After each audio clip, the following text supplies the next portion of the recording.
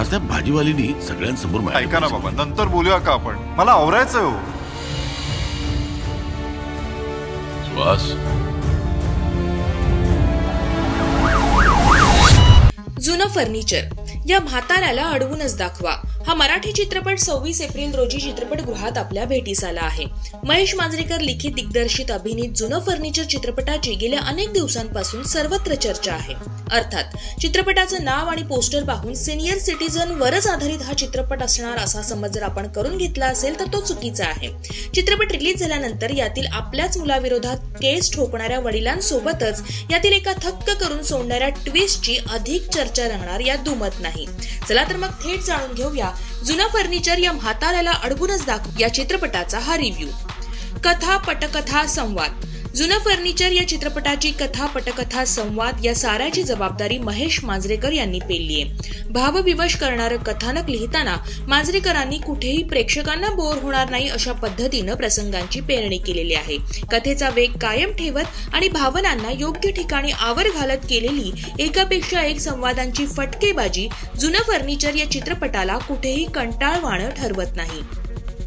उलट मुलाविरोधात एका बापानं सुरू केलेला लढा या संवादांमुळे शेवटपर्यंत प्रेक्षकांना खुर्चीला खिळवून ठेवतो.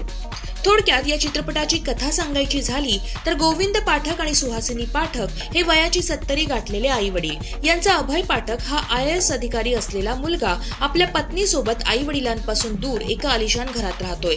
पण असं असलं तरी महिन्यातून एकदा आई वडिलांना भेटायला जाणं, वडिलांचे रिटायरमेंट नंतर मिळालेले पैसे योग्य ठिकाणी इन्व्हेस्ट करून त्यांना घर खर्चाला व्यवस्थित रक्कम देणं, त्यांचा आदर करणं असा एक गुणी मुलगा. पण त्याच्या एका निष्काळजीपणामुळे आईचा जीव जातो आणि मग वडील त्याच आपल्या पोटच्या मुलाविरोधात केस ठोकतात आणि मग सुरू होतो कोर्ट ड्रामा. वडील केस जिंकतातही, पण इथेच एक असा ट्विस्ट कथेत येतो की मुलगा वडिलांविरोधात आता कोर्टात उभा राहतो. आता नेमकं काय घडतं, मुलगा केस जिंकतो का, पुढे वडिलांचे काय होते, या साऱ्या घटना मन भावुक करणाऱ्या आहेत. दिग्दर्शन मांजरेकरांनी आतापर्यंत केलेल्या सिनेमातून समाजातील विविध घटकांवर प्रकाशझोत टाकलाय. तसंच रोखठोक प्रत्येक विषय मांडला आहे. अनेकदा त्यांच्यावर त्यांच्या सिनेमांमुळे टीकाही झालीय, पण दरवेळी त्यांनी आपला विषय तितक्याच स्पष्टपणे मांडलाय. जुनं फर्निचर या त्यांच्या सिनेमालाही त्यांचा तोच दिग्दर्शकीय टच कायम दिसला. चित्रपटात 80% कोर्टरूम ड्रामा पाहायला मिळत असला तरी दिग्दर्शकाने तो कुठेही रेंगाळवाणा किंवा कंटाळवाणा वाटणार नाही ना याची काळजी घेतलेली दिसते. चित्रपटात अट्टाहासाने प्रसंग कोंबण्याचा हट्ट दिग्दर्शकाने केला नाही ते एका अर्थे बरेच झाले. अभिनय. जुनं फर्निचर चित्रपटात महेश मांजरेकर, मेधा मांजरेकर, भूषण प्रधान, अनुषा दांडेकर हे मुख्य भूमिकेत, तर समीर धर्माधिकारी, सचिन खेडेकर, उपेंद्र लिमये, डॉ. गिरीश ओक, शिवाजी साटम, ओंकार भोजने असे एकापेक्षा एक मातब्बर कलाकार महत्वाच्या भूमिकेत दिसणार आहेत. महेश मांजरेकर, गोविंद पाठक हे मध्यवर्ती भूमिका अक्षरशः जगले आहेत. संवादांची फटकेबाजी करताना कुठेही उगाच आरडाओरडा नाही की मेलोड्रामा नाही. चेहऱ्यावर शांत भाव ठेवत मांजरेकरांनी अभिनयाची केलेली चौफेर फटकेबाजी मनाला भिडणार हे नक्की. तर बऱ्याच दिवसांनी मांजरेकर एक मोठी मध्यवर्ती भूमिका साकारताना दिसणार आहेत, त्यामुळे त्यांच्या चाहत्यांसाठी देखील ही एक पर्वणी.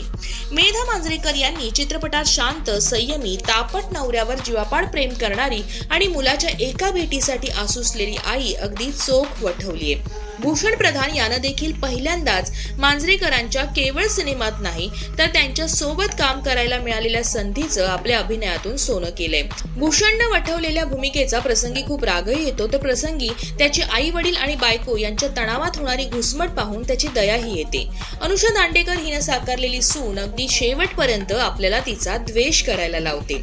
पण राहून राहून एक प्रश्न नक्कीच पडतो की मांजरेकरांनी अनुषाच्या भूमिकेसाठी कुणा इतर अभिनेत्रीचा विचार का केला नाही. तिचं मराठी कानाला जरा त्रासदायकच वाटतं.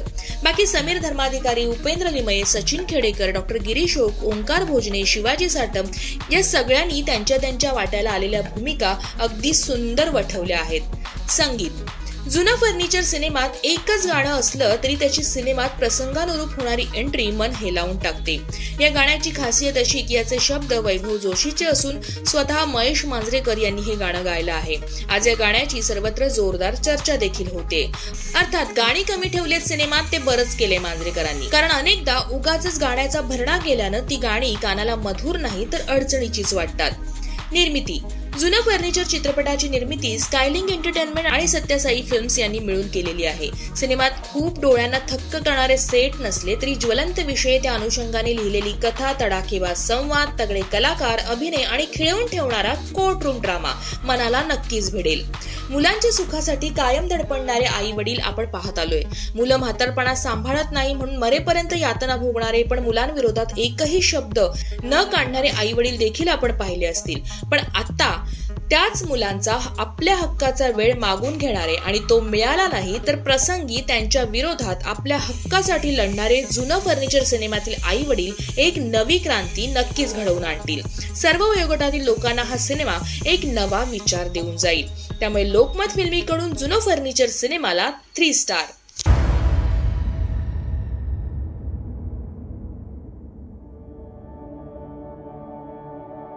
काय अपेक्षा तशा आमच्या त्यांच्याकडनं? आम्हाला तुमचं नको पैसे, पण दिवसातना एकदा आमच्या पाठीवर हात फिरवून विचारा ना की आई कशी आहेस, बाबा कसे आहात.